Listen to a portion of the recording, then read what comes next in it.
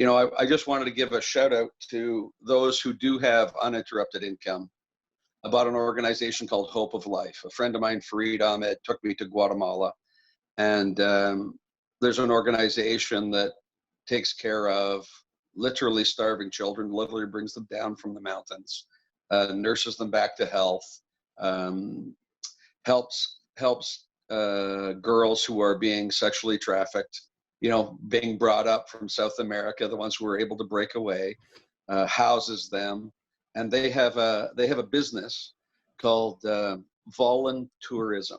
So you literally pay to go on a vacation to Guatemala. They fly you to Guatemala, they house you, they feed you, and you get to do good work. That's brilliant. That's brilliant. I love that.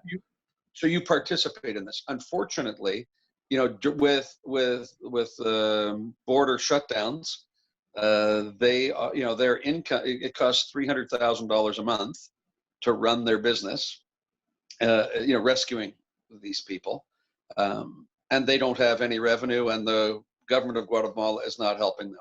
So if anyone wants to take a look at it, it's called Hope of Life. My friend is Farid Ahmed of Dealer Solutions Group out of Canada.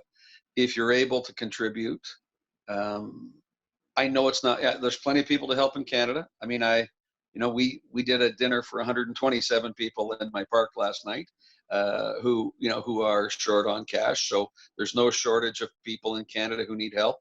But if you have uninterrupted income and you're feeling like, instead of just, as you suggest, Scott, and I think rightfully so, instead of feeling sorry for yourself, if you want to feel grateful, reach out to someone locally or an organization like Hope of Life and give. And I think you'll find that, you'll learn gratitude in a hurry.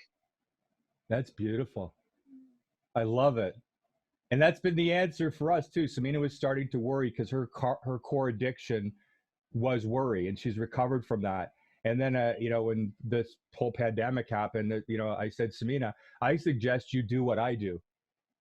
I learned this from the big book, Alcoholics Anonymous, where it taught me to spend much of my spare time helping people for free. Now I don't just help addicts. So I start my morning every morning. I don't know, it's been 20 years. I do 2 hours of free work before I start work. I'm helping people of all different capacities with their businesses and all different things. Now Samina's like on board with that. And that is like giving her a purpose, right? It's difficult to worry about your worry issues when you're helping another person get free of their worry issues. So what you're talking about, I love. For those who have uninterrupted income, right? Make a difference. It's amazing.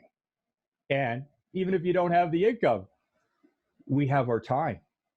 Everybody's got 2 hours to help someone for free. That's what my crack addict sponsor taught me, Charlie, did 20 years ago.